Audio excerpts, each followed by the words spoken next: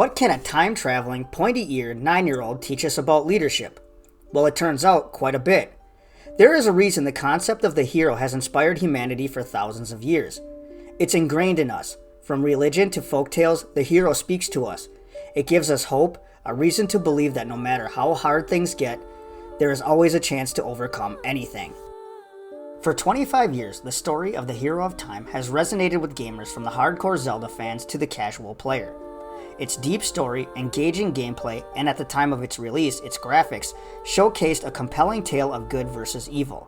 But more than these, the character of Link, the hero of time, is what takes this story from just another fantasy to a legendary journey that has influenced fans for over 2 decades.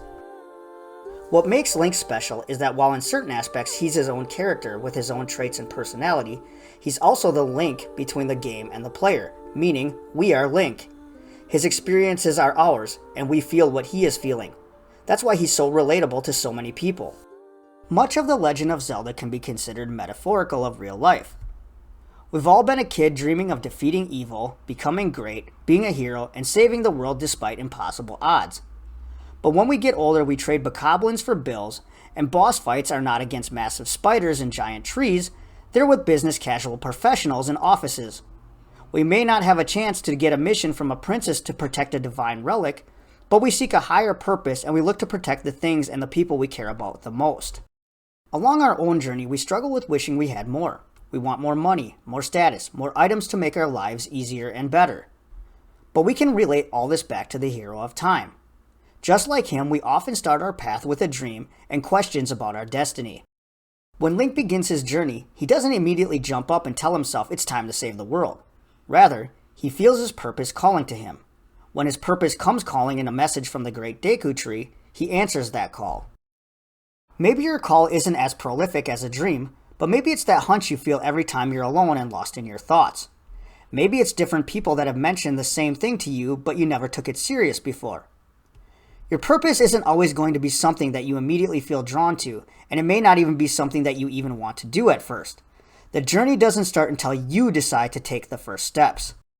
Link begins his journey as an orphan, and the only things he has are a guide that was assigned to him, a piece of wood for a shield, a knife, and a musical instrument his friend made for him. His journey begins with action, not worry. He doesn't wait until he has more rupees or a better looking tunic. He simply starts and makes the most of what he has. Ironically, he ends up with nicer tunics and more rupees during his travels anyway. The things you need will come to you when you need them, but forcing yourself to get them before you need them will only delay and maybe even sidetrack you down the road. Have you ever wanted to try something new, but whenever you thought about starting, excuses and doubts stopped you from taking the first step? It's like a generator in your brain starts spitting out reasons why you can't start right now. Maybe you want to approach someone you find attractive, but your brain says, I can't approach right now, I need to make more money first so then I'll be more impressive. Maybe you want to try a new hobby, but your brain says, I can't start a new hobby now, I don't have time for that. But maybe I will someday when I get more free time. Whatever the excuse is, it usually boils down to the belief that if you don't have 100% of what you think you'll need, then there's no point in starting at all. Of course you'll need to acquire things to help you get going, but you acquire the right things along the way when you act. Action helps you determine what it is you need because it helps you decide how you can best use it. Think about it this way. Link didn't say to himself before he set out, I need to get a bow, boots that help me sink, and a slingshot before I can start. He learns what he needs through experience, or in other words, action. He has to explore many areas, meet different people, experience challenges, and travel through time before he gets everything he needs. It's a very slow process. But the process and the experience gained along the way is what will help ensure that the success is sustainable. Link starts out as an orphan, not the hero of time. People want to visualize the end result, not the process of what it takes to get that end result. If the path they end up on happens to be different than the one they envision, or if it takes them longer to achieve their goal than they had planned, they see it as a failure. Leadership and success are not linear. Correlation does not mean causation, meaning there is not any guarantee of an outcome. If you're of the belief that once you have achieved a certain status, then you'll be in a better position, you'd be wrong. You don't know what will happen when you attain that level of status or money. You may have less time to concentrate on the things you want to. As you gain more, more is going to be required of you, so don't assume it'll be easier once you get there. If you want something to happen, do it when you can, not when you think you'll be able to. That day may never come.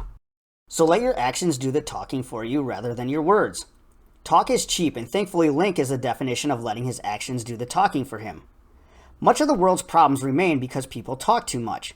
How many times have you talked at length about what you want to do, what your dreams are, or what you would do if things were different, but when it comes down to actually doing something, you are paralyzed? We see this in business all the time.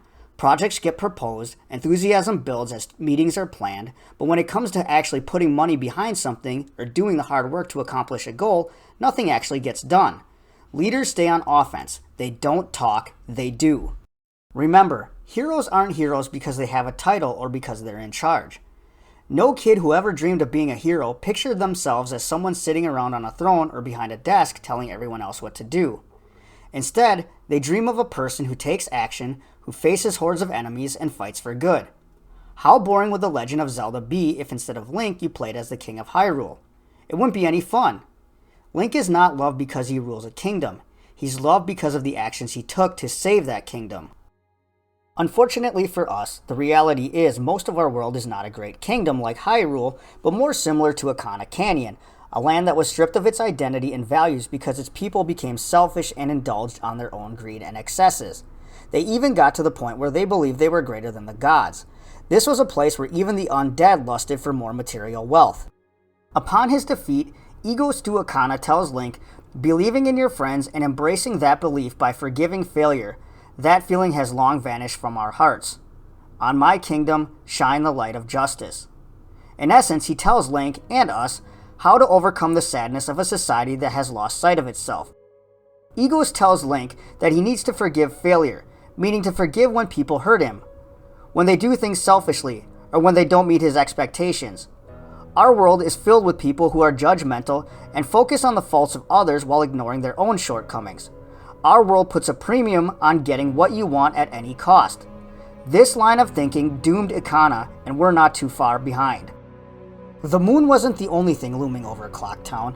A sense of despair and depression also loomed, but these things had been there long before the effects of Majora's Mask took hold. If we look at the issues just surrounding one location like Romani Ranch, we get a glimpse of how seemingly separate and insignificant locations in Termina are connected to each other, and how this connection helps spread the feelings of despair with its people. Just think, Romani had been preparing for an alien invasion. Cremia routinely fought off the Gorman brothers from trying to steal the ranch's milk. Gorman, one of those brothers, is depressed because the lead singer of his band named Lulu has disappeared and isn't able to perform. Lulu lost her voice due to her eggs being stolen by pirates. What happens from then on is a world stuck in an unending cycle of sadness. This sadness causes people to either shut down, become hostile towards people they once cared for, or to outright run from their problems. Link learns that while depression can cause people to look inward, he can reverse that by helping them to look outside of themselves and use that energy for good. The people of Termina were focused on their problems and their sadness, which led them to become selfish. Link reminds them to focus on the things that really matter. All we have to do is look at how Link helped heal Pamela's father, who had grown so focused on his research he forgot about his daughter to the point where he got himself cursed and driven insane. The land of Termina was filled with regret and resentment. Even Link struggled with this. He first has to overcome his own regret and resentment against Dark Link in the Water Temple, and then later in the afterlife. Upon completing his trainings with the young Link, the hero Shade tells him that his regrets have been eased. It's apparent that Link, the hero of time, had felt disappointed in his legacy up until that moment.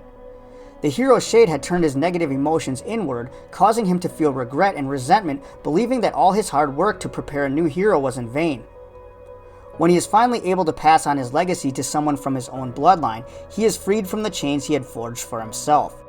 Link could have left Termina when he transformed back into a human from a Deku scrub, but he had another characteristic that drove him almost as much as his courage, and that was his sense of duty. Link made a promise to the Happy Mask salesman to get his mask back, and in doing so he ended up bringing peace to an entire world. From the beginning of his journey, Link understands he has a duty to fulfill. He never asks to be the hero. He never seeks a reward, he simply does his duty. First to his father, the Deku Tree, then to Zelda, then the Happy Mask salesman, and finally to the people of Termina that he helps along the way. Duty is what keeps us moving forward when we don't want to continue. You do your duty regardless of reward. In fact, there may not even be one. Picture Link trudging along in the water temple. He's soaking wet, it's cold, he's in pain and tired.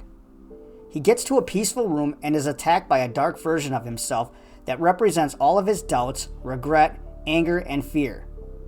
Dark Link is the part of Link that resents his role as the hero.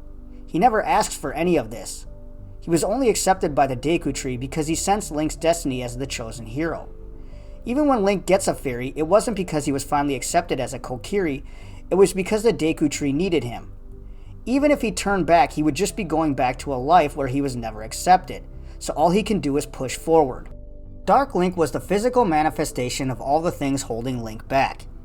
Only by defeating it is Link able to proceed. If everything you feared, hated, and regretted appeared in front of you, would you be willing to strike it down even if you knew that by doing so you'd have to endure even more? If you think about your life, maybe that dark version of yourself is standing right in front of you, but facing it means you'll have to leave your comfort zone. Maybe you'll have to go through things you don't think you can. The thing is, you'll never know unless you draw your weapon and destroy it yourself. This is a reminder that when you're trying to push forward, you have to be on offense. If you're on defense, your inner demons like Dark Link are just going to taunt you until you do something about them. Don't expect to move forward in life unless you face your fears. Remember how Aegis Duakana told Link that his people had forgotten about forgiveness? One of the most difficult things you'll have to do if you want to move forward in life is learn to forgive others. Forgiveness isn't just about saying sorry and moving on. When you truly forgive someone, you are giving them and yourself permission to move forward. After all the Skull Kid did, the Giants and Link didn't hold it against him. Not because he didn't deserve punishment, and not because he earned forgiveness, but by forgiving him, they all gave him permission to move forward, and by doing so, Link was finally ready to leave Termina. It's possible that Link would never have truly been able to leave Termina behind had he not forgiven Skull Kid. Skull Kid felt misunderstood. He thought his friends had abandoned him, even though they hadn't. When people are feeling vulnerable, they can lash out, even when they don't mean to. This is a good reminder to try to show empathy when others appear vulnerable around you. When someone is feeling misunderstood, this is the best time to put on your best Link impression and not say too much. Listen for understanding and not to respond. When people feel safe telling you how they're feeling, not only can you help them navigate their feelings, but you can also help to avoid conflict. So what is the point in doing all of this? There's only 24 hours a day and none of us has a magic instrument that can turn back time, so why not just focus on getting what we want? Have you ever worked hard to accomplish something but an accident or mistake occurs that wipes out all of your progress? Maybe you built something and left it to others to take care of, but without your leadership it crumbled. Everything you worked hard for, gone, like you never did anything. As Link got older, he understood he was not going to live forever, and he knew Ganondorf would return sometime in the future. He knew he had to find a way to pass on his knowledge and skills so Ganondorf would be defeated again. If he didn't prepare now, everything he worked hard for would be for nothing. Your legacy is what you leave behind when you're gone. It's your gift to the world. There's nothing more selfless than a good legacy because you aren't going to be around to enjoy it. All you can hope for is that the people who come after you gain something from what you've left behind. Link's legacy was to ensure the world would be protected from evil long after he passed. Your legacy can be whatever you want it to be. It's really up to you. If there is anything to take away from this, it's that you have a role to play in this story.